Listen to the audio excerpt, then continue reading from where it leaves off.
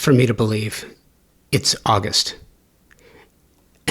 It's crazy, right? It's hard for me to believe it's August because it felt like it was just January. I was feeling a little tense about a number of things on the horizon at that time. And thank goodness, no chaos has ensued this year. Okay, perhaps a little, perhaps a lot. But what doesn't kill you makes you stronger, right? Right?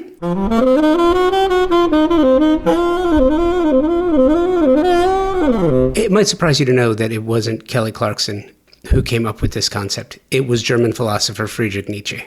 It can be found in his book from 1888 called Twilight of the Idols. It's an expanded philosophical approach to post-traumatic growth.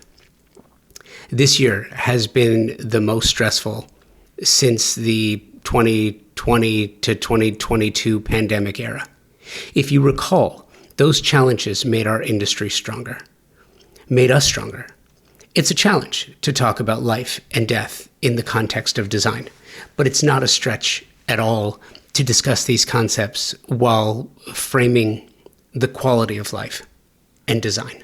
So today, you're going to hear from Barrie Spang of Sapphire Pear. Barrie shared her background in design, influenced by her grandmother's interest in design school and her father's work in high-end real estate in Cleveland.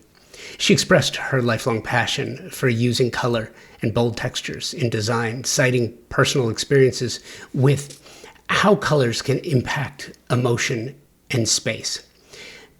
And I'm really excited to get to this. I think you're going to love Barrie and all she has to offer. We talk about the influence of coastal trends on Midwest culture, which is a really interesting topic, specifically and particularly in Ohio, where different cities like Cincinnati, Columbus, and Cleveland have distinct styles, almost like Texas, where you got Dallas, Houston, Austin, very different.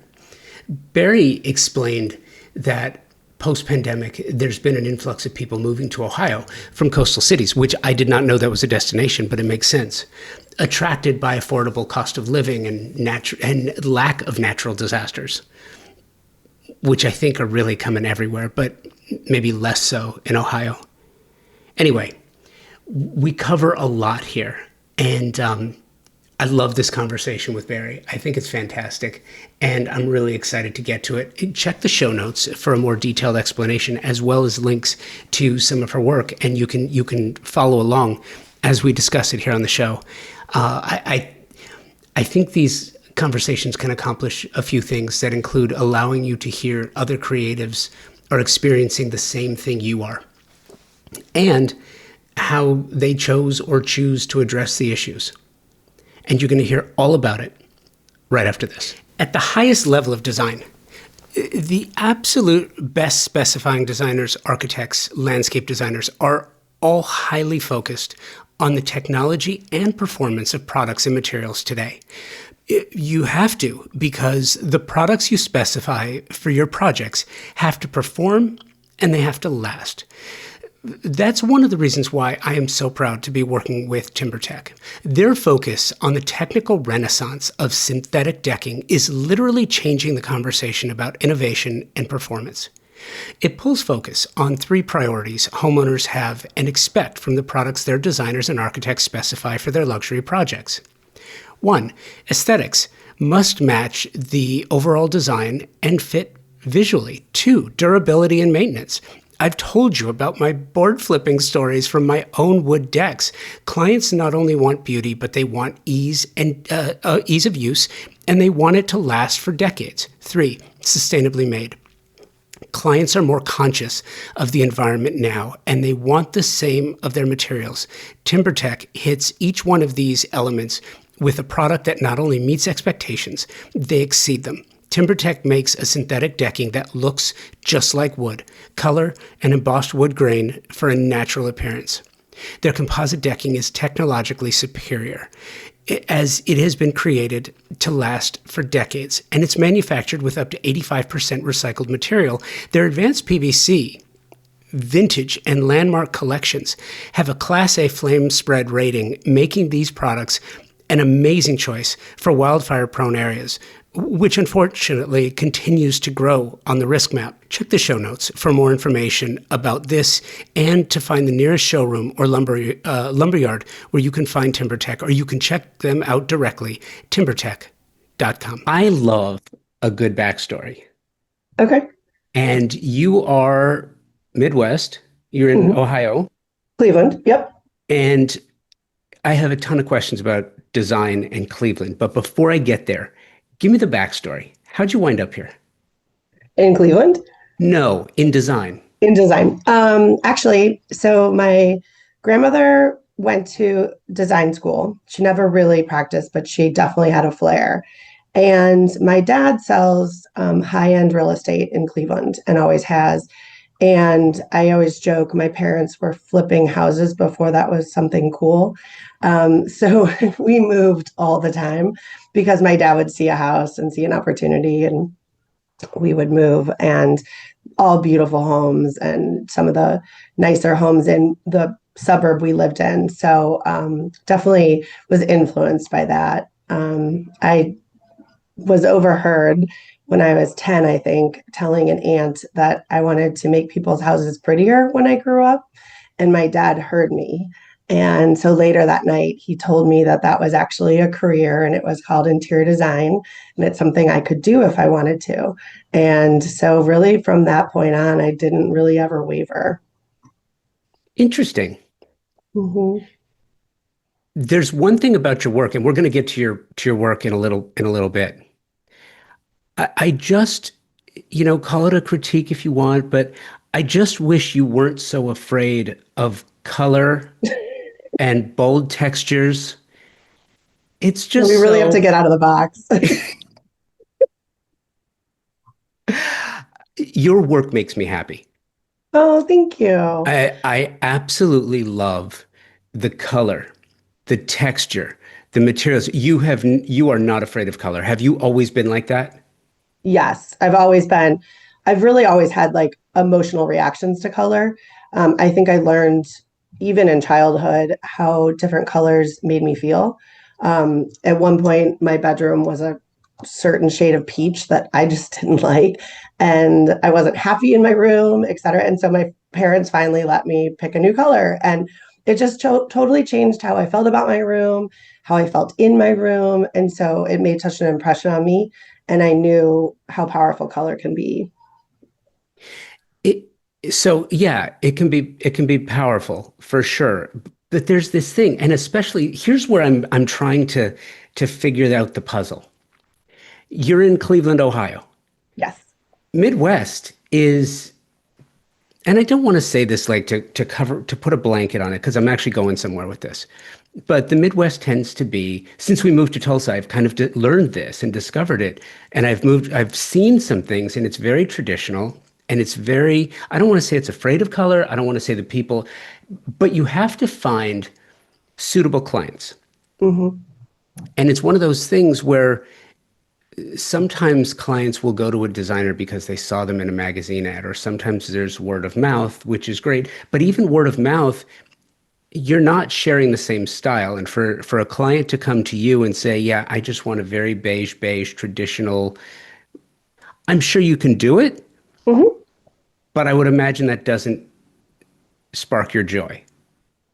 As much. And I always try to get clients to step outside the box a little bit, while I may be showing them neutral backgrounds, et cetera. I'm always going to be trying to get some sort of pop of color in there. And I've learned that if you start small, you say they get the appetite for it. And then, maybe we get to do a bold wallpaper or something like that.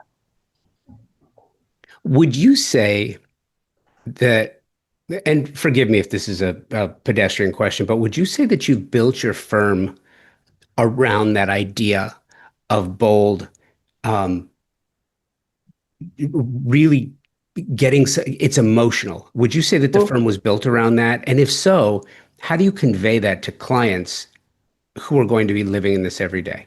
Yeah, we definitely built the firm around it. It was something I was doing at the firm I worked at before, but I guess I didn't know how to sort of celebrate it. And so when opening this firm, that was my goal. I wanted to show people they can live in beautiful, colorful homes. It can still be very sophisticated, and it can bring them, so much joy. And I think so many times people are scared of it because it's just easier to do gray or beige or white. So I always explain to our clients that it's our responsibility, my responsibility, to make sure it all works. And we're not going to have it end up looking like a circus or anything because I have to put my name on the project. So I'm never going to steer them wrong when it comes to color. And, we really had that messaging a lot in the beginning, but I think it was our Instagram and our websites that really conveyed it. And so now people are coming to us for color because there's very few designers in our area that do it. There's a lot of the neutral.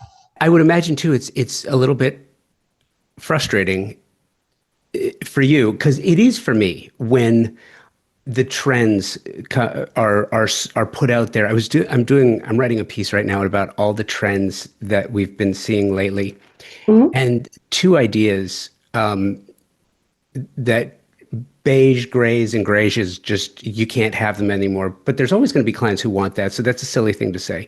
And then the other silly thing to say on the other side, to me, is this whole idea of drenching. Mm-hmm.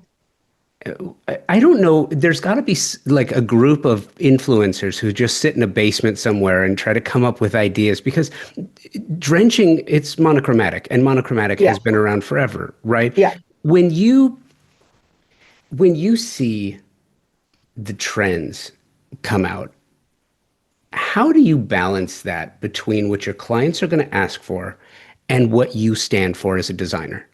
Sure. We talk about this a lot with our clients because I feel like you're spoon fed things depending on what you like. Like your social media is, following what you're relating to. If you start a Pinterest board and you start saving a bunch of gray and white kitchens, it's only going to feed you gray and white kitchens. So it's almost like it validates that idea that, well, that's the only thing I can do. So we really talk to clients about that. And we talk a lot about just good timeless design. We can have fun, but if it's good design, it's going to last. And if we're going to do something that's trendy, maybe it's a pillow, maybe it's a trendy paint color on the wall or something, but we're really trying to actively show our clients if they're giving us a photo of something, just explaining, this is really trendy right now. You're probably seeing a lot of it, but in 2 years, you may regret going this direction because it's going to date. And I also wonder how that works into, now listen, my background, we've never met before, so I'll tell you the Yeah. story in case you haven't heard it. My background is in broadcast radio. Okay. Lists build radio, right? So I get lists. I understand it. Yeah. I don't like them, Yeah. but I get it. Marketing ideas. Don't always like them, but I get it. The color of the year. Ugh. So the problem I have is when you design a space, how long do you anticipate that space is going to be timeless and hold its value in the We minds of your tell clients? clients, we tell clients in residential, like if something feels good in 10 to 12 years, that's successful for us. That's good design. That's timeless. Timeless doesn't mean it's supposed to last forever. It means it's supposed to look like it's been there. And um, I equate timeless with good design. You're not supposed to expect your living room to last 40 years. It's great if it does, but we'd be out of business. But 10 to 12 years is realistic for a home. It's much shorter in commercial, but for residential, 10 to 12 years. Intentional. Mm-hmm. Right? It was intentional. It was Yep. intentional for the fan. So when you talk about color of the year, this idea that you're going to change a color or a palette or an idea every year and then you have not just one company doing it, but now you've got 6 to 10 companies doing it. And it's like, at what point do you stop with this? And I get that it's a marketing thing, and I've had it explained to me that, well, it's an idea starter. Hmm. It's something to inspire, and I get that, but it feels to me like the color of the year idea is out of context because it's not showing it in a project. It's just telling a story about a very specific color. How do you, and I'm asking you because I mean, color is a core key tenet in your practice. Hmm. How do you navigate that? The color of fear. Well, and it's a broader question than just that Yeah. because, like you had mentioned, on social media, as soon as you start feeding the algorithm your likes and dislikes, then that's all you get.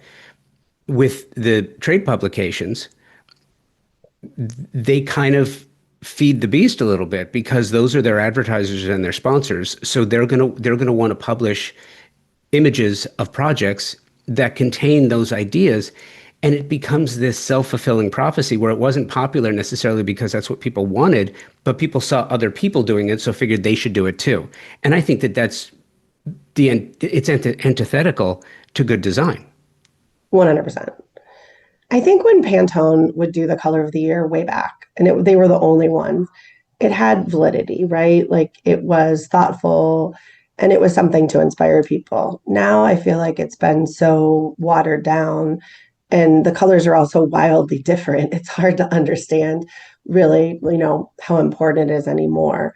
But what we like to talk to our clients about is, so my understanding of the color of the year is that it comes from a color council, and they have members that are in the plumbing world and the lighting world and fabrics and fashion, and so when the color comes out, it's sort of, to use your word, drench. It sort of drenches the market because now you're seeing light fixtures. So if the color is green, let's say, you're seeing green kitchens, you're seeing green light fixtures. Now you're seeing green plumbing fixtures.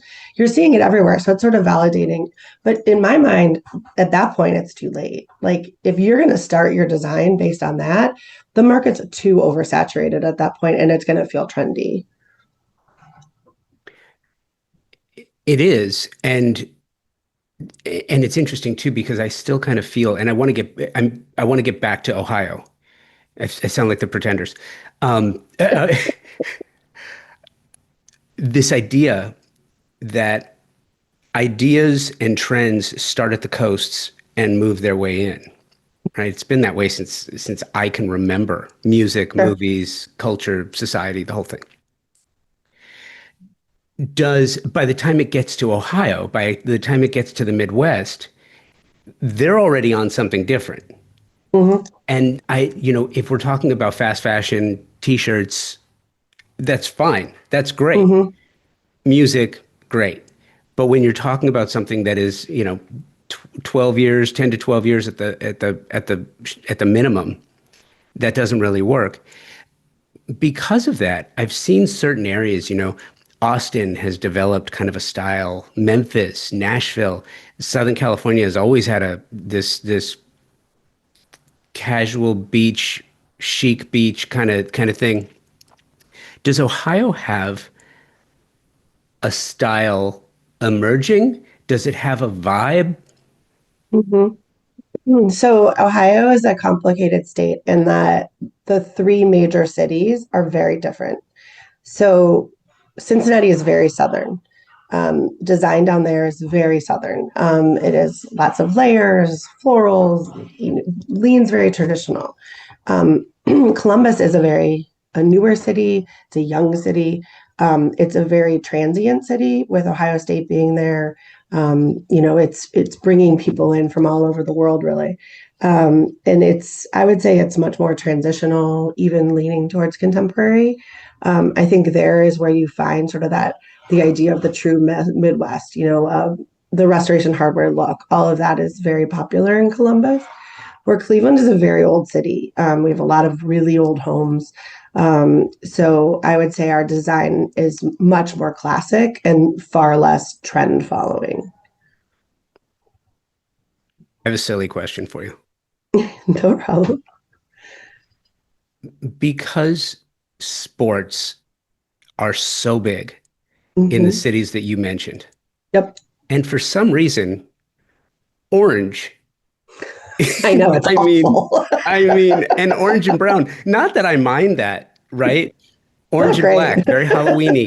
Not that I mind that, but I'm Hmm. curious if the sports culture influences the palette of the city.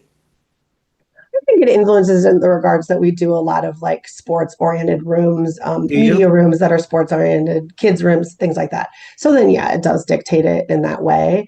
It's not as classy as, red and blue or blue and white or whatever. But yeah, it does. I think it does influence it in that regard. It's interesting to me because one of the things that I'm seeing, and I'm curious if you're seeing this too, post-pandemic, this movement, these migration patterns, which have changed. And I believe, I mean, correct me if I'm wrong, but I think that Cincinnati and Cleveland in particular have gotten an influx of people coming from the coast, people coming from other places. How has that impacted your business? It definitely has. We have a lot of clients who have moved here post pandemic for various reasons, jobs, et cetera. But I think the biggest thing is we're hearing to get away from natural disasters. We have very limited weather issues, other than a lot of snow in the winter. I always joke we don't have animals that want to kill us. We don't we don't have bugs that are trying to poison us. So and we're on, at least Cleveland, we're on a natural body of water. So there's a lot of idea of moving out of down near Florida or California, things like that. And we're frankly a very affordable city, so people can live a nice life here when they're moving from places like San Francisco or Colorado, where the cost of living is so high. People are so surprised at the how big of a home they can get, and where they could live on the lake, and they didn't know that they would be able to do that because where they were living before, their cost of living was so high. So we it's fun to see people coming in, because for a long time Cleveland was pretty, you grew up here, you came back here, etc. So it's a lot of fun to see this influx of people from around the country. And I think with the idea that a lot of people can now work from home, they can live wherever they want. They're not tied to where their office is. So, It's interesting to hear you say that because I've seen this. I feel it, moving from Los Angeles to Tulsa. Tulsa time is a real thing. yeah. F Finding good trades here is hard, but it's uncomplicated. Every time I go back to LA or go back to New York, even Mhm. Dallas, I am reminded of how complicated life can be. Right. And that kind of goes back to this idea of home, right? Hmm. And what home represents. And I feel like the idea of home represents so much more now than we realized before. And what you're talking about, like this uncomplicated lifestyle, less Hmm. expensive, easier life, Less traffic, less less, traffic, perhaps yeah. bigger home. Does that enable you to do different things in your design than you might be able to do in cities like LA, San Francisco, and New York? Sure. Because our labor trade costs are lower here. The ease in getting trades here, especially in the woodworking world, and we're sitting just north of Amish country, so we're able to utilize the skills of those carpenters in a way that a lot of places around the country don't have access to. So we're able to do a lot of really creative things, really custom things at a much better price point than I think some of the coastal towns and certainly the bigger cities. So how do you manage? Do you have a series of workrooms that you use? And when it comes to resources and design centers, what are your design centers like, or do you have to travel to see them? So sadly, our Cleveland Design Center has really it's almost gone at this point. So we'll go to Chicago with clients. That's fun. We'll go up for a day or two. We'll go to the mart. We're able to get a lot of our decisions done. Like we can do plumbing, appliances, fabric, tile, even up there. And then we're fortunate here at our design studio that we have the space to have a lot of the sampling. We have all the fabrics, all the wallpapers, wood samples, tile samples, things like that. So it does make it easier for us than someone who's just maybe working out of their home and they're reliant on a design center, which we just no longer have. It's interesting to me because this model, this design center model, it seems to be faltering a little bit, and I think that that's too bad Yeah, I do because too. because the idea, I mean, if you think about how design really started, it started in the department store, Yeah, absolutely. right? And I don't think Yeah. most people realize that, like the department stores would have their buyers and Hmm. their merchandisers, and they would go out and they would travel and they'd find brands and they would merchandise their home and decor departments. And what was interesting is that there was a time when it was, you know, Bullock's or Macy's or whatever, Dillard's or Yeah. whatever, they would all have their own home and decor departments. And you'd be able to see the same product in Cleveland that you could see in LA or New York Hmm. because Yep. the same buyers were showing the same brands in the same markets. And it feels like it got so compartmentalized and it got so tight that these little design centers popped up. And I don't know what happened, but it doesn't seem to be working anymore. It doesn't. I think a few things happened because I miss it, to be honest. When I started, I used to love to go there. I'd always be inspired. You'd meet and make relationships with other designers, which I thought was great. You'd be exposed to different lines that maybe you weren't aware of. But I also loved taking clients. Like that experience for them was very exciting. Getting in somewhere you weren't, otherwise able to get in, et cetera. I think the biggest change and the biggest start to the downfall was when they opened design centers to the public. It made it confusing. It made pricing confusing. It didn't feel as special anymore. And helping a client who doesn't have a designer is a very different experience for someone who works in a showroom than working with designers. They almost become salespeople at that point, and they're less, experienced, guided professionals. So I think that really was the start of the downfall of the design center, in my opinion. I totally agree with you. And it's interesting too, because then you had this influx of design houses. Like that, there was a time when I could remember, Kips Bay and Pasadena Showcase House for the Arts being really the San Francisco, I think as well, but Yeah. those really being the only ones of note to the country, to the nation. Yep. And now you've got design houses everywhere. It's not as special.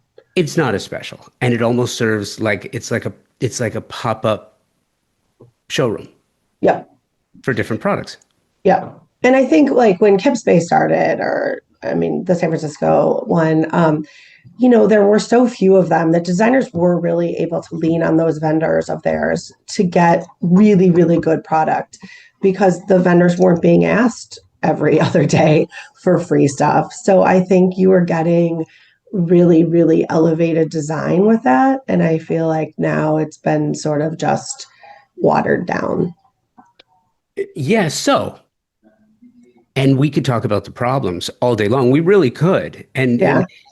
but what are the solutions for this? Like going online now is so easy. And Mhm. finding product is so easy. The problem I'm seeing is, and in talking to creatives like you, is that pricing is changing so dramatically. Mhm. Availability is changing so dramatically. And I think we really saw this, and tell me your thoughts on this. During the pandemic, you would order things and it would take 4 months, 5 months to get there. And it would be broken, scratched, dented, dinged, Yeah. whatever.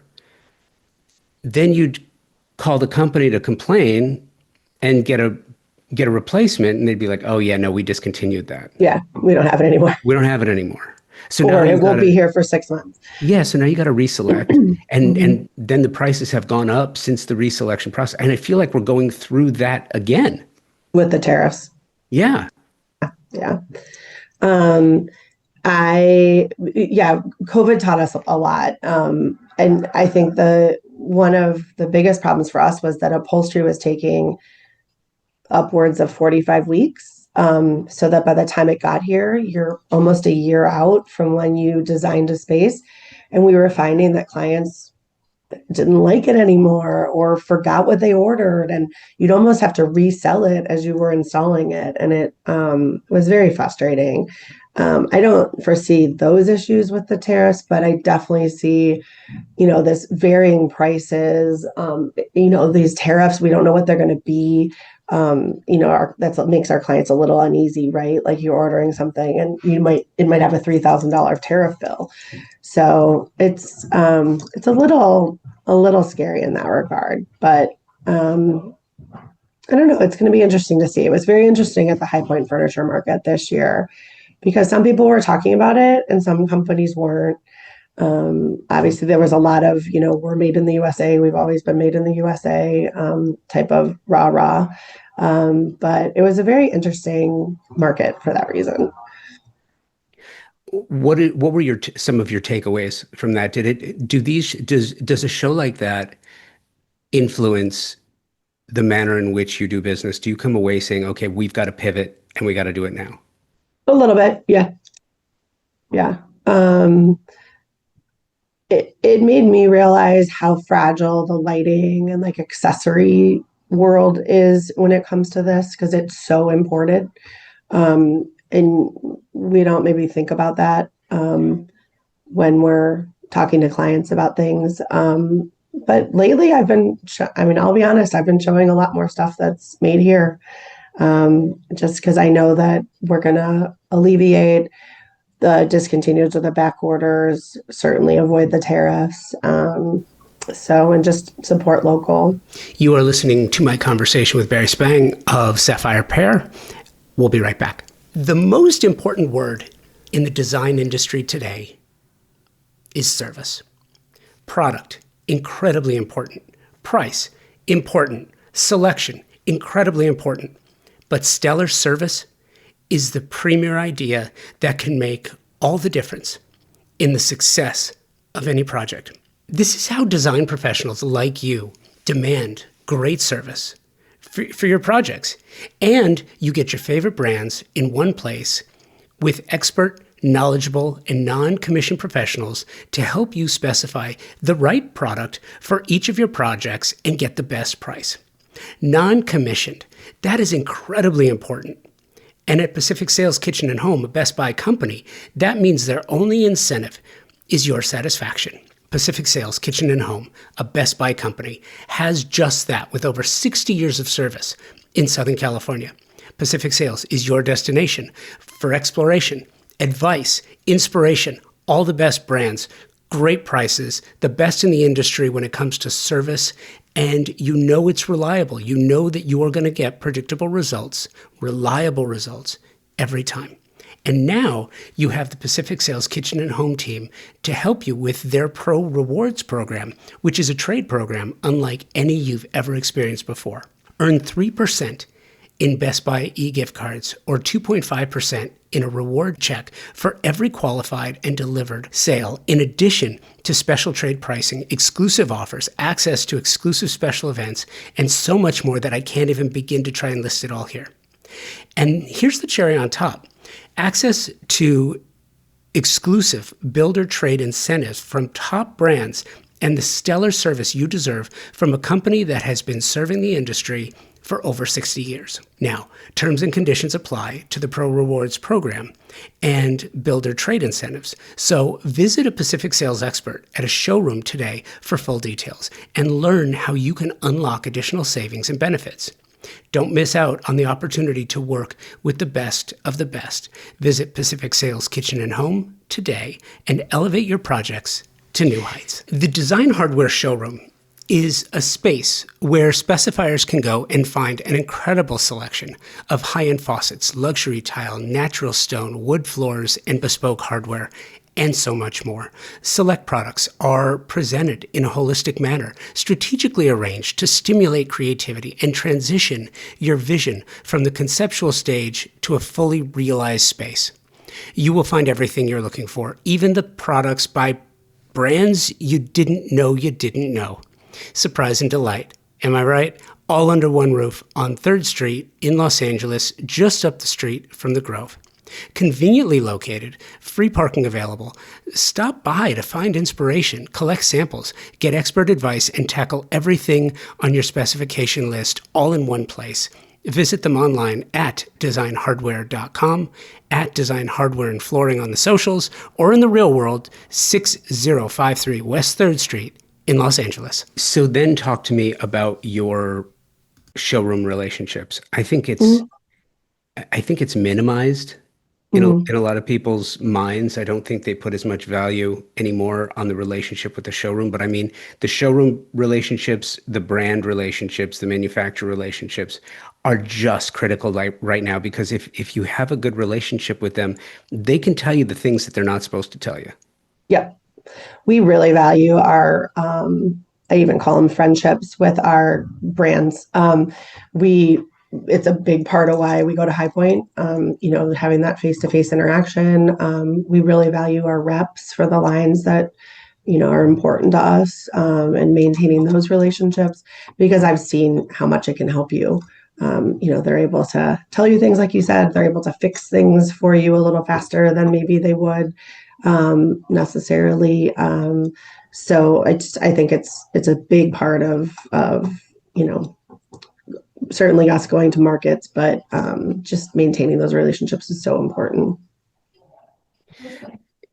And back to showing of product. Mm-hmm. How hyper local can you get? Do you have, it's not like you're in North Carolina. No, Do you have the resources there where you're getting product and manufacturing within the state of Ohio? there's a few, but not many. When I say like I'm thinking of like things that are made domestically. But there's a couple very custom wood furniture companies here. There's a custom upholstery company. It's very small, but so we can lean on those resources here in Cleveland. But I would say the majority of our furniture comes from North Carolina. Well, and it's interesting too, because our system of logistics here in the States is point to point, not hub and spoke like Amazon. Right, exactly. And it's really surprising to me that with the amount of, and I'm wondering if you're starting to see this with the amount of production that comes out of North Carolina. But then you have some companies that is just shockingly went under, like Mitchell Gold Bob Williams. PJ Victor. Yeah, Yeah, yeah. it's surprising. And I'm wondering too, if our point to point system, like to go from North Carolina all the way to California, Mhm. that adds a huge cost. To get to you adds a huge cost. And this is back to like that department store model where Yes.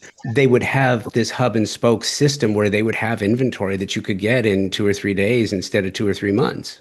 Right, right. Um, yeah, it's interesting. Like we definitely lean on the brands that are in North Carolina. We have trucks that are coming up here daily. We tend to avoid the lines that are in California, right? Because of that same point. Like the freight is just ridiculous. It can take 3 to 4 weeks to get here. So whereas I think West Coast designers probably lean on those lines a lot more. And I know for a fact that like our upholstery line is just starting to like branch out into like Colorado and the West Coast, because figuring out that freight piece of it is really hard. Do you think that if more brands, like what you're talking about, do you think that if more brands would show, store, house, deliver from and to on a regional basis instead of a national basis or a semi-national basis, that you would specify those products more? Yeah, but I would say like speed isn't necessarily what we're looking for. Our projects are huge new builds and lengthy remodels. So, and generally the design is done before you even break ground sometimes. So we don't like the quickness in getting something isn't as important to us. We're not doing, a room at a time where people want it done in 6 weeks or whatever. But I think for some designers that are, that's their client base, yeah, I would definitely think a regional thing would be very appealing. It's interesting. It's interesting. It's something to think about too. It seems to me like the industry is changing very rapidly right now, Hmm. and in so many different ways that it seems like firms have to be more specialized in how they approach it. And I've been telling this story a lot because I've been tracking it. There's three legal cases that I've been following that are really affecting the industry as I see it. Everybody, down to the new designer, to someone who's been in the industry for 40 years. Hmm.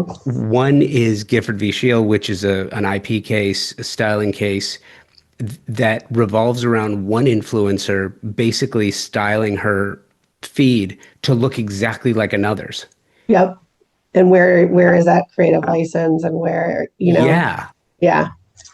And that's really spooky to me Hmm. because if you can, you can't copyright design per se, but We're really unprotected in that regard. If you think about like our photographers own the copyrights of images of our work, but we're not allowed to copyright our work. So it's very interesting. And I feel like even architects can copyright things, but we can't. So I would think it would be very hard to litigate. yeah, well, it's interesting because that case just settled. Oh, did So it? that's settled. So there's no case law, I don't believe, that's gonna speak to this in the future. Well, until someone else comes along and does it. Yeah. But it makes me wonder because you kind of led me there, and I was going to go there anyway. I wanted to talk to you about photography. Hmm. So surprising to me that every designer doesn't shoot every single project that they do. And I get it. I understand that it may be a challenge to do that. But how do you select the projects you photograph? Not necessarily for production or for publication to your social media or your website, but to have the catalog of past work. How do you manage that? We have a couple different photographers we use. So we have a very high-end photographer that we will use um, for the really special projects, the ones we are going to submit to like the Dove agency to try to get published, the ones that we're going to submit for awards, things like that. That's an expense. You know, it can be $4,000 or $5,000 for a room. So when you're doing a whole house, it can be very expensive. We also have a photographer that's very good. I like her work a lot. It's much more affordable. So we'll use that for like what we know we're going to put on Instagram or, to show our work. And normally we have a TV here just showing a carousel of our work. Um, so we have different price points and how but we try to photograph everything. There's very few projects we don't photograph. And you do something that I've seen, but maybe it's not totally consistent. I want to ask you about this. I've discovered that there are two camps right now when it comes to photography. I know what you're going to ask. And it's surprising to me because you have the ones that have a photographer or that they ask the photographer to Photoshop out all of the switches and all of the outlets and most, if not all of the recessed lighting and the cans and wires and cables and TVs and technology. And I'm surprised by that because power distribution is so important, because Mm-hmm. Wi-Fi is such an important part of our lives for everything that we do now, that and switches and plugs and outlets, that's almost definitive to how we live. And then there are others who will leave everything in. And it looks to me like you leave the majority, if not everything in. I haven't seen everything, but it looks like you leave it in. And that's a conscious choice. Mm-hmm. We and For one, I mean, we've started to edit things a little bit more carefully. just because magazines want it that way. But I struggle with even the lights on, lights off, because our work being colorful looks better when the lights are on in photography, in my opinion. But magazines want lights off. So, but I people have TVs. Like, I think it's weird to like edit these things out. I mean, it's so much of our life, like it's just so where if you have a photo that like there's just this ugly switch in it or something, yeah, we'll want to get it out of there. But a lot of photographers now too are just editing that stuff out because they just assume people want it.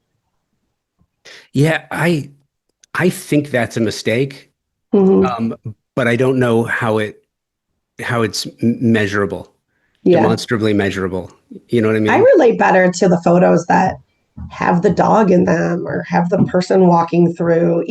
People live in their homes, and that's one thing we always talk to our clients about. I mean, we design for how our clients live. If they have dogs and they want the dogs on the sofa, we're going to pick a better fabric that's going to hold up. Or, we're not creating these museums that people can't live in. So I want the photography to reflect that. Yeah, it's interesting. And I say this, I think this comes up in probably every episode at one point in time or another. Yeah. Uh, I love the magazines. I love the trade Right. publications, but I'm very disappointed in Yeah. what's happened. And I think that, and I don't think, I know a large part of the way that I feel is because I've worked for publications.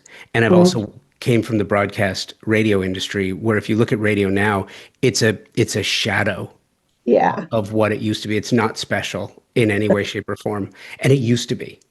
Mhm. Do you remember the radio stations that you grew up with? Oh, yeah. The CHR, the I rock remember station? the DJs. I remember hearing songs for the first time. And now I feel like it's so commercialized, right? Like it's just, It's meh, yeah, it meh. doesn't have an excitement. I used to love to listen to, like, I had a long bus ride to school in the morning, and I would love to listen to the morning shows, the local morning shows. And and I loved them talking about what was happening in the weekend in my town, or, that kind of stuff. It's so national now. You don't have that. Well, and I feel like that's what the publication, the trade pubs used to be at a different level. They used to be, you'd see amazing design in an interesting context. It Hmm. wasn't just all, here's what the latest celebrity did with their home. And it's more frustrating for me because what I've noticed them starting to do now is to feature celebrities who have Hmm. usurped and gone around the designer. Yes. Now they're doing their Or own homes. or have a designer and they don't get credited. Well, that's a whole other issue. They Yeah. make it seem like they did it, but meanwhile, a designer did everything for them. Yeah. Yeah. And it's frustrating to me. And it's interesting to your point. Uh, years and years and years ago, I was working with California Home and Design magazine, and they were the first ones that I remember saying to me, we want people. We want animals. We want signs of life. Like people, these are about how people live in it. They were the first and they were the first ones that I remember saying that. Like when we pick projects and we get photography, we want people, and if they don't have it, that's fine. We'll reshoot it. Yeah. Yeah. No, I think it makes it feel more like a home, Yeah, less like a stage. yeah. Hmm. So this is one of my favorite things to do is Hmm. to do a walkthrough Oh, yeah. of your projects. And by the way, I want to ask you something because we're talking about it. I don't see any people or animals in your I photography. know. And I I was get thinking about that. why. Well, We come actually just on. we shot one recently and there's a dog in it. We're in the process of doing a new website, so it's not up there yet, but yeah. And I think that I want to start doing that more. Even if it's just like the living room with the long exposure blurred person Yeah, kind of. I like that. Yeah, and I think it speaks to the design, sort of the how they use it. Hmm. It's the difference between. I often compare design to the automotive industry. Hmm. A car is very much about how it feels, and if you don't believe me, go on a 12-hour car ride Right. and tell me how you feel at the end. There's Yeah. a difference, Hmm. and cars will all in all the commercials, the automotive commercials, they'll always show drivers. Yeah, Very rarely do exactly. you just It'd be get very weird if it was just the car yeah, deck. yeah, exactly. So with that, I wanted to ask you about a couple of projects, and it's funny, it's all hit and miss for me because I try to also define, see if I can tell which project is the designer's own home. Oh, oh, okay. First question is, is your home on your website? Oh, well then never mind. Because you know what I was going to go with? I was I was going to go with Let's Party in Rocky River. Oh, nope, but that's a good one. Tell me about this project. Can you share your screen just so I can look at what pictures you're looking at? No, but Oh, okay. I'm looking at the bedroom. Let me describe it because if I share the screen, it's because it's a podcast episode. Oh, yeah. I always tell the story about it, but it's a bedroom, and it's really interesting because I mean, drenched in color is just the term has. So you have or it's not a bedroom. I thought that was a bed. It's not a bed. Um, it's a you have two seating areas, and you Yes. have kind of this blended matching. The rug matches the color infused in the ceiling, unless no, it does. Yeah, it matches the color treatment that was used on the ceiling. But to the window shades, to everything, there's so much color in this space. It's maximalist for sure. There's a bar cart in the corner. It Mhm. just it just seems to. It looks like a party. I mean, if you Yeah, had to describe a party, that's a party. exactly. So Sean Carter, who is the other designer here, he was the lead on this. This is a fabulous project. So and I would say Sean leans even a little bit more maximalist in his design style than I do. But one of our both of our favorite things is to wallpaper a ceiling, and so I love the way that the carpet, the rug reflects that. I think you're dead on there. And this was just fun. These clients wanted a cocktail lounge in their house. They didn't want, the stuffy living room. So it's really fun. And I love the two conversation areas. And it's just so whimsical. Whimsical. It absolutely is. And here's the thing too. It's and by the way, if you're listening, per usual, go to the website. Sorry, go to the show notes and check the link for the website, and you'll find this project. Here's what's really interesting to me. It's not just maximalist in amount of product. It is maximalist in amount of color, Hmm. in amount of texture, in amount of patterns. Hmm. It's just so different. Uh, this room, you can't duplicate this. No. This to me is the kind of space that if a designer could copyright their work, Hmm. this would be a case study. Sure. I think this is an example of our relationship with our upholstery vendor too, because we can get so creative with how we're having things tailored. The wide bands of contrasting fabrics and the contrasting stripes in the chairs, and not all upholstery companies are willing to entertain that custom of upholstery for their pieces. So this is a wonderful example of that.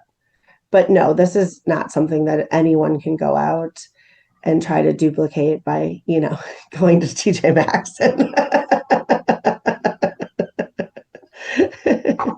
And it's interesting too, because this is in no way, shape, or form a DIY project. No, You're not no, doing this yourself. no, no.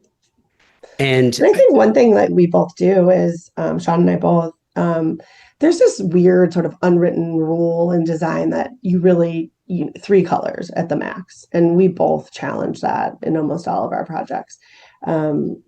Different shades or different colors, but or in the mixing of patterns. It takes an eye, it takes confidence, and it takes a trusting client. yeah, yeah, I would imagine it does. And since you mentioned three color max and breaking that rule almost instantly, what is this one? Colorful Kitchen in Shaker Heights. Yeah, this was a fun one. I bet it Um, was. yeah. I just have a question for you. Mhm. Before you even get to the drawing, how do you explain this? So these clients, this home is very traditional. It's a beautiful home in Shaker Heights. I don't know if you're familiar with Shaker, but it's one of the oldest. It's actually the one of the first designed suburbs, but it's one of the oldest in Cleveland and just has beautiful homes. But the clients had very different ideas of what it was going to look like, or different color palettes they wanted it to be. And so Sean and I did this together, and we presented pretty early the idea of having this multiple color mixed with a wood stain, and they loved it because the wood stain ties in some woodwork and the flooring that they have throughout the home. But the colors sort of tied together all of their personalities. And then they had found the copper pendants on a trip before we started working with them. So that was sort of the jumping off point for the design. But they were not afraid of color. They weren't afraid of using bold stone, which was really fun. And like with the pink quartz on the island, that was super special. I'm sorry. I'm not accepting that limited definition. There is so much here that we have to go through. I want to ask you about a couple of things. Sure. The multiple refrigeration spaces, the built-in Mhm. cabinetry, the multiple sinks, the hammered copper, the the different colored veining in the marble Mhm. to offset the colors of the plumbing and the sink. I mean, then you get into the wallpaper in the seating area and the interior lighting. I mean, really, Barry, I could go on for days about this. I mean, Yeah. this is really just the detail too. The marble inset behind the cabinetry doors. I mean, listen, a lesser designer, and it wouldn't necessarily be a fault or a bad thing, but Mhm. they could have certainly saved money, time, and effort by painting Mhm. that back wall, because you don't. It is part of the backsplash, but it's kind of not. You could Yeah. have easily had wood there or paint there, but you didn't. Right. And then into that seating area with the window seat and the wallpaper and the textures and the colors. I mean, good Lord. So this is a really interesting situation because um, our clients are three men in a committed relationship, and they all like to use the kitchen in different ways.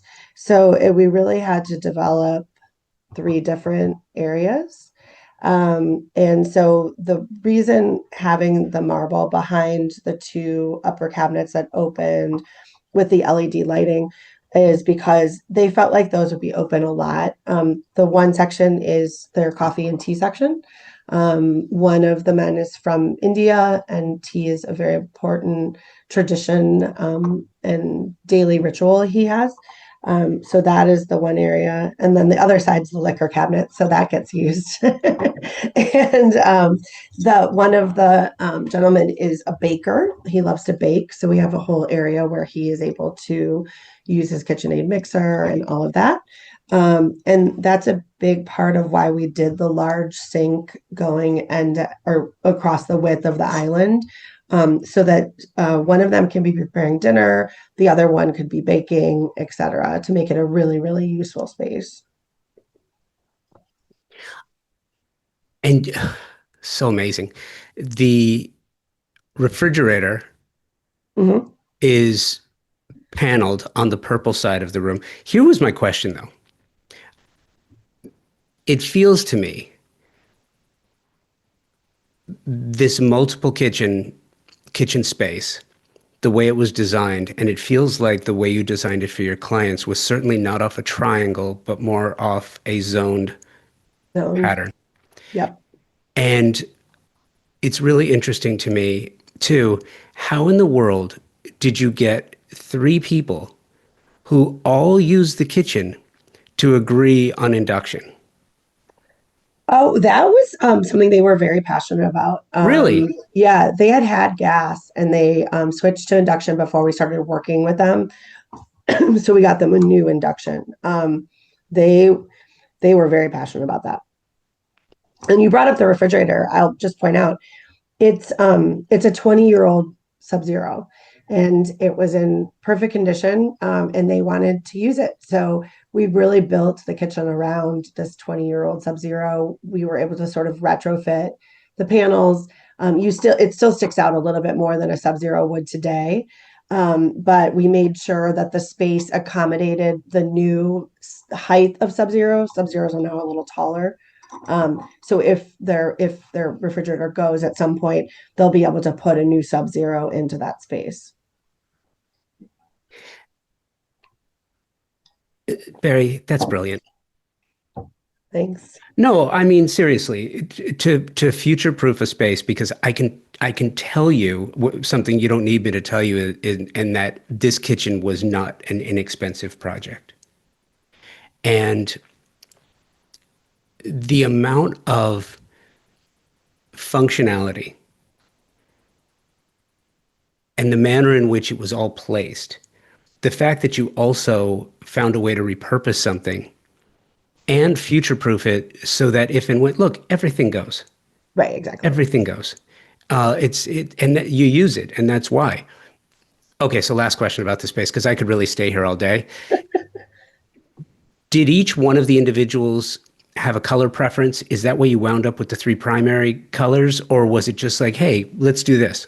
Yeah, we had a couple different palettes for them, and they all really gravitated to this more sort of jewel tone saturated color palette. But we really introduced the idea of the light pink woodwork to tie in the pink quartz on the island, and doing all the trim in the pale pink. Um, but they really, I will say, I was nervous about getting three people to agree. It's hard enough to get a couple to agree. So like I was nervous about it. They were the most kind, respectful, in every meeting to each other. They really sort of everyone gave in a little. And I think it really ultimately made this just such a great design because of that, because I feel like each one of them got a little something that they wanted, and we were able to fuse it together. But it was a wonderful experience. They were great to work with. And the last one I want to get to, because I Uh-huh. could do this. I could talk about the Hunt Sloanham wallpaper in that one Oh, bathroom forever. But yeah. instead of that, I wanted to go with this one. Just makes me happy too. Yes, in Rocky River, and you had mentioned in the write up. And by the way, I love that you do this. That you tell the story Mm, in addition to providing the photography. I wish every designer did that. I wish every creative, architects as well. Architects are notoriously for not telling you anything, anything. I know. nothing. Yeah. But I love We this. um And you we and you like to led give a little insight, and you a led little with insight to the client. what's that? I said we like to give a little insight to the client. No, I love that. And by the way, leading with there weren't many no's during this remodel. It, I'm assuming that this. I shouldn't assume. Is this part of the? This is not part of the other project. This is just No, this this is a different project. completely different project. I see a Yeah. lot of I see a lot of similarities, Yeah, a lot of same colors. a lot of the same colors, but it's the through lines and the ideas. This, you had mentioned whimsical, right?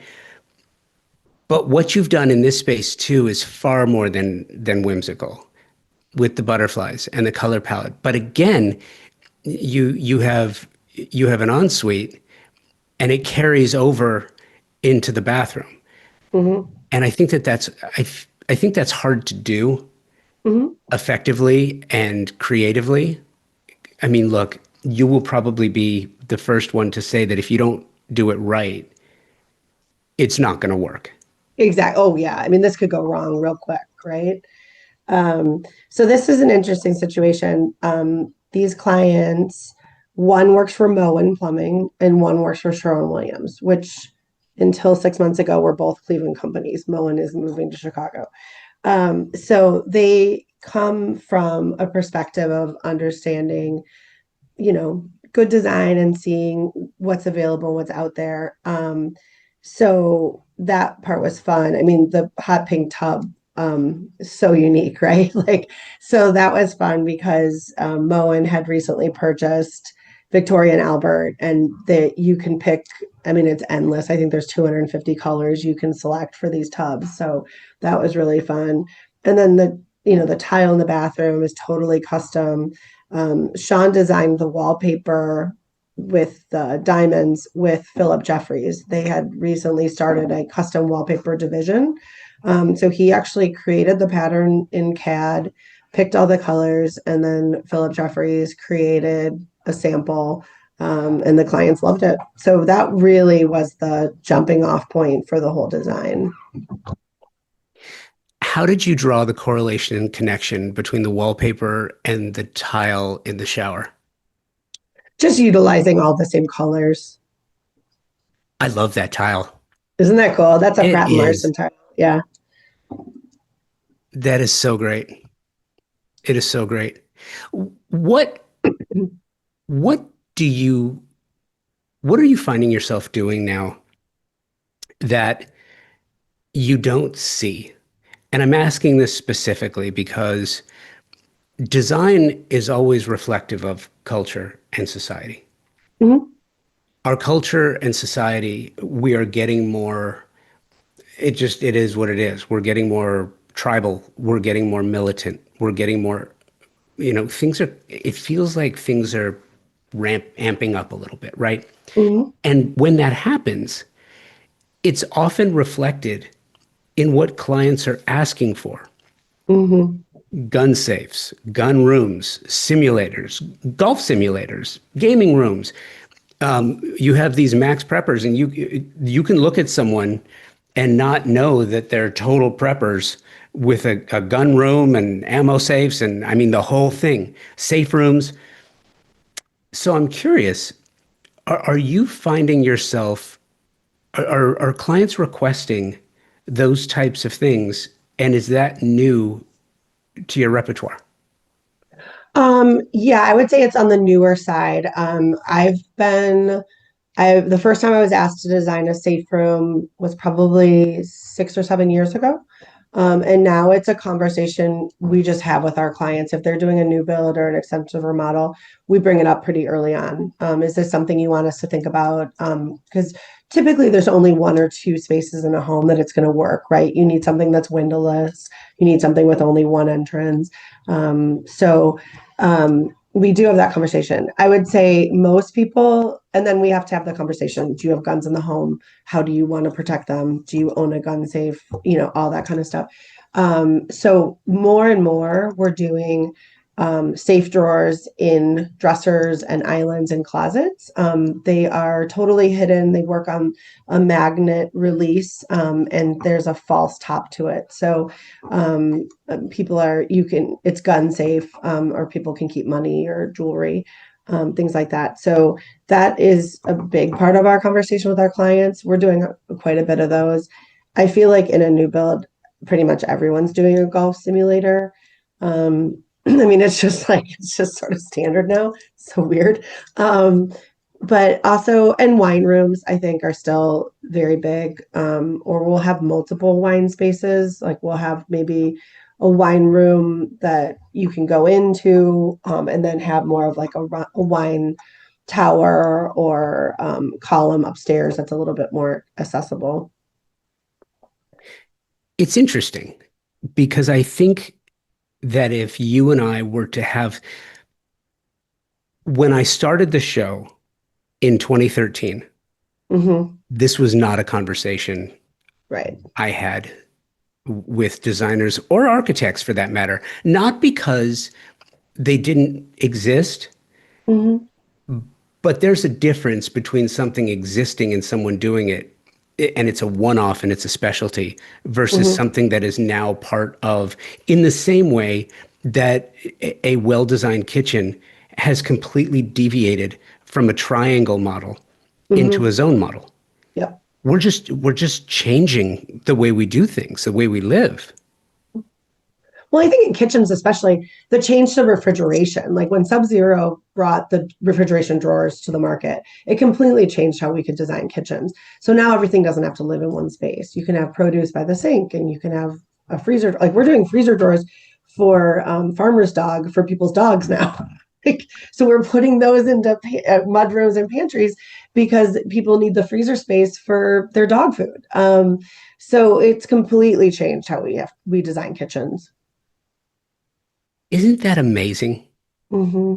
And reason number 4,371 why clients need a designer.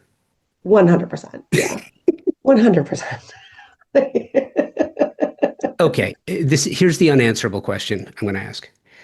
If you had to guess, knowing how rapidly things are changing, if you had to guess what comes next, what would that be? So, two things. Like, I think with LED just continuing to evolve, there's just going to be an evolution to the lighting industry. Um, but I think the biggest thing that's going to change our industry and evolve is AI and how we use it in what we're able to produce drawing wise. I think it's just going to elevate everything and elevate the experience for the client. Are you using AI A little more bit. than you used to? Yeah, we're using the tools that are connected to Canva. We're using ChatGPT, certainly. We're using bits and pieces of it. I think there's so much more to come. But the flip side of that is, I think we're also focusing on the relationships with our clients or you're giving them that experience because, I mean, let's face it, AI will probably be picking paint colors for everybody in 3 years, but you can never take away that experience. You can never take away the conversations we're having with the contractors or just the management of the project, the hands-on. That can't go away. That's not replaceable. So Let's hope that AI is not picking paint colors for us in the future. I would I would be upset, but yes. I imagine if anyone would be upset about that, it would be you. Yes. Because then everyone would have beige walls. We're exactly back to where we started. Yeah, exactly. Gray and beige. Beige, gray, and grayish. Yes, The three exactly. colors, the three Yes. primary colors. Yes. Barrie, My favorites. This has been so much fun. I love this. Thank you for taking the time. Thank you for doing this. Absolutely. It was great to meet you. So fun. Likewise. Thank you. Thanks. Thank you. So there you go. That was Barrie Spang of Sapphire Pear, a magnificent kitchen designed for a throuple. It's a first on the show, I gotta tell you. And I love it. Thank you, Barrie. Loved our chat. Since I opened with Nietzsche, I'll close with Nietzsche and a quote of his, quote, "And those who were seen dancing were thought to be insane by those who could not hear the music." Close quote. Think about that for a minute. As you do your work, as you are created, as you are creative, rather, and while widely credited to Nietzsche, there is no evidence that he actually said that. But there was no internet in the 1800s, so I choose to believe he did say that. And just how important this idea is, being true to the ideals, morals, and vision that drive you as a creative will always be a challenge to maintain. As the philosophical force known as Steeler's Wheel once pondered, clowns to the left of me, jokers to the right, here I am, stuck in the middle with you. Don't let the clowns and jokers define you or your work. It's easier said than done. I know with trends, I was reading something this week about it being a messy girl summer. And you know what? It's the last time I say that. It's not the last time you're going to hear me say that, but it should be because it's ridiculous. Thank you for listening to the show. If you like this episode, share it with a friend who loves design as much as you do, and subscribe to Convo by Design wherever you get your favorite podcasts. And continue the conversation on Instagram at Convo by Design with an X. And keep those emails coming because I love them with guest and show suggestions. Thank you to my partner sponsors, TimberTech, the AZEK company, Pacific Sales, a Best Buy company, and Design Hardware. These companies support the shelter industry, so give them an opportunity on your next project. Thanks again for listening. Until next time, stay focused and rise above the chaos.